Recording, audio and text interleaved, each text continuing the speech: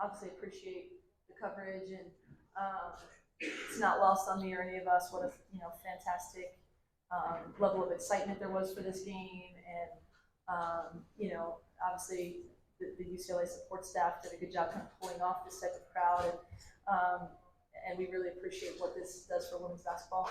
I told the players in there, like, we hate losing. I mean, we're fortunate this is our first time feeling it this year, but I wouldn't trade being in that locker room that I was in. It's a little more sad than the other one. I would trade, spots with any coach anywhere in basketball right now. With this group, I thought we showed a lot. Especially going down early, the way we battled back. The character factor, I think, for us was really high, and I think we're going to look back at the film and have so many things we can do better, which is really a positive thing. But in terms of just like how we feel, I'm really proud of our effort and our fight, and we got to get better. And now the focus goes on to the next 17 of these things in this league.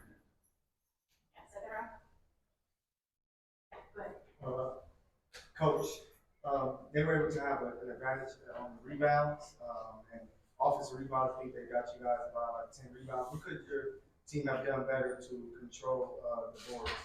Yeah, I mean, that's what they do.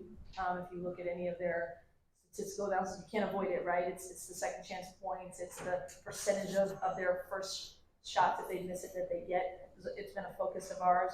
I thought we actually did a decent job of not letting the overwork turn into points every single time. 16 overworks for 16 points. I think we can cut that down. It's been a point of emphasis, but we can be even better there. But I thought, there was an effort there, and it's really hard. They do a great job of blowing the boards, and it's really physical, and we have to improve in that area. Coach, Delta TV Sports. My first question is from the game in the first quarter. What do you feel like was the reason why you guys had a slow start, but you was able to come back in the second half of the game kind of close? Yeah, I think we turned the ball over, 4 times in the first 3 minutes, and then only 2 more times the rest of the half. So that's from a tangible standpoint, it was the turnovers. I also took us a minute to adjust and deal with the physicality. Like I thought, we play a little bit differently than them. Like we play more kind of space and perimeter oriented. And our players had a hard time moving around. Early on, they had to figure that out to be able to adjust. And so I thought it was turning the ball over less and adjusting to the physicality of the game. And the second question from JuJu. What was it like for you to have the first taste of a UCLA and USC Bruins matchup? What was it like for you being out there? Sure.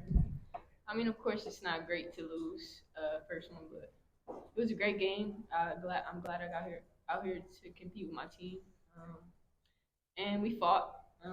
But this is just a learning lesson for us. Go back to Galen and figure out what we need to do to continue to improve. Thank you. Crystal Rich, KTLA. JuJu, coach spoke about this game being very physical. What was the biggest thing that you could take away as a learning point or a lesson from this game? I mean, great team, great defense. I think as a player, kind of new to the game, new to college, just learning from every game, learning the defenses from each team, and really learning how to slow myself down. So this is an opportunity for me to learn more about myself and how I need to continue to evolve when we play teams like this, I guess. Joe, and then Just Lindsay, maybe for JuJu and McKenzie too, how much of a stressor is it that we get off the slow shooting starts at the beginning of each half and try to work your way back? Yeah, I mean, they're an excellent team, and if you dig yourself a hole, it's harder. Like I said, I think we're going to look back at this film, and if we don't give them a 10-point cushion, it's a different game. If we don't, kind of have a rough start to the second half, it's a different game. So it puts a lot of, I think, just pressure on the ability to come back, because it's not like they're going to stop coming at you. So definitely, put pressure on us to have to play from behind, and I think if you're playing from ahead, it feels a little different. Lindsay was talking about kind of the character factor of this team. What time, especially in the second half, do you think you guys showed your character most, and how can you kind of carry those? Yeah, I mean, we talked about in the locker room. Like, I think we showed a lot of grit and a lot of heart. Like you guys said, like we dug a hole in the first and we kind of dug a hole in the third as well. But I think we showed a lot of fight and coming back from that. Obviously on the road, shots maybe not falling, but I felt like we stayed locked in defensively. I feel like we really battled on that end on the boards and just being scrappy. So I think we can take that away as a positive. Coach, I can't tell you the last time Palm Pavilion was sold out for women's basketball. Can you explain to me why games like this are boom for women's basketball? I mean, if you're not on the women's basketball and women's sports train, then you're late. I think it's unbelievable to have, you know, little girls, little boys, the community, you know, all types of people here to see, you know, strong women compete. I think we don't shy away from that attention. We're trying to draw that. I think, you know, you can't talk about it without, you know, mentioning the type of draw that JuJu is and her ability to stay home and bring people in our team, be an exciting team to watch, and the success that UCLA has had, and you know, what they did to bring people here. But people have been talking about this game for, you know, weeks and weeks. I'm trying to keep our team focused on the next game in front of us, but I think it's a really important factor, and I think it's going to continue to grow, and that's something that we relish and we look forward to. Bill, Haley. Yeah, JuJu, you were on the bench at the last minute. You dehydrated? Yeah, cramp. Haley. JuJu, slow start for you. What did you kind of draw on to get yourself out of that and get yourself going? Yeah, just slowing myself down. I mean, we haven't faced a team like this so far, so just getting used to the physicality. You know, yeah. So I had to just slow it down and really try to pick apart. Can I add one thing there that I noticed? That she got her way to the free throw line, right?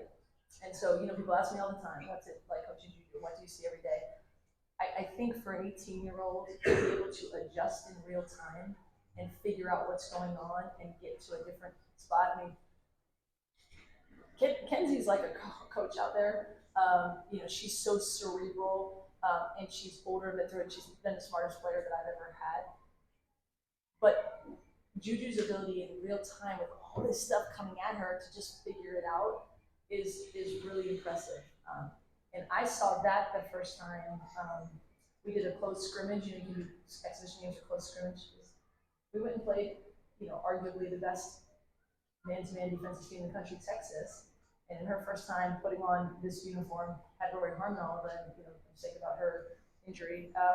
But even then, I saw her adjust in real time. I think it's really impressive to see that, because sometimes, you know, young players are like, okay, this is what they're doing. I don't know what to do, right? And with all the attention and pressure, I think she finds a way to pick apart what's going on. I think that's why we'll continue to improve. And then there's a ton of stuff for our coaching staff to do and our team to do to schematically do things a little bit better and put us in more favorable situations next time we play them.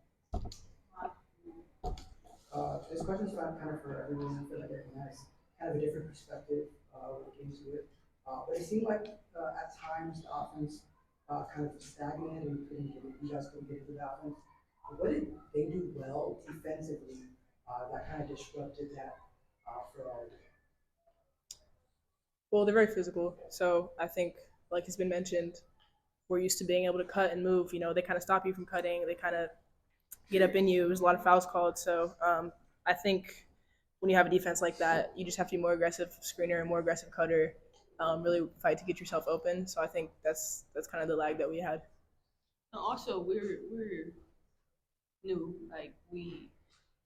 Like a bunch of new pieces to the team. So each game we're learning more about each other and our strengths. I mean, this is beginning of the season, so we got a long way to go. So this doesn't really determine anything. Last question.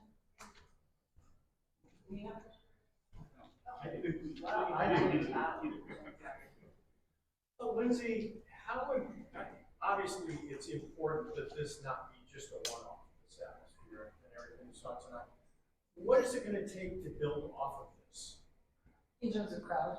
Yeah, in terms of crowd and enthusiasm and build-up. So what we've seen in the Galen Center, and what we've seen at USC, to me in our non-conference, with teams coming in that don't have, Pac-12 names attached has been really impressive over time. And we had some, Big West teams and WCC teams, and there's a groundswell. So some of it's organic, right? Like they're coming to see this team, right? Like they're coming to see JuJu, they're coming to see the way we play. And then you get to continue to compound that like natural excitement with marketing efforts. And women's basketball takes ground roots, people on the ground, our willingness to interact, our willingness, and our administration's done a great job. So I do not think this is going to be the end for us at all. I mean, I'm excited to get to Galen every Friday, Sunday, and we have one Friday, Monday, the ESPN game against Arizona. Like I think Galen's going to be packed regularly. We hope that there's a couple sellouts, but I think that with what we have going, this is not going to be a one-off type of thing. Is it important to get on the big network? I mean, Pac-12 network for this one, and then for the return when you guys play UCLA there. But is it important to get games like this on ESPN, on Fox, get the nation talking about basketball in Southern California? Absolutely. I mean, I literally had NBA GMs or coaches or friends on the East Coast going, how do I watch the game? So the fact that, obviously I'm not saying this, that's been the issue, that's been a problem. So I think they should move all of our games to a national, network at some point, and we don't want to wait till next year, as soon as we can here, because I think, we've got an exciting team and people want to see us, and our job is to continue to get better so that when we are on national TV, people want to come out and watch us play or watch us again the next time. Sorry.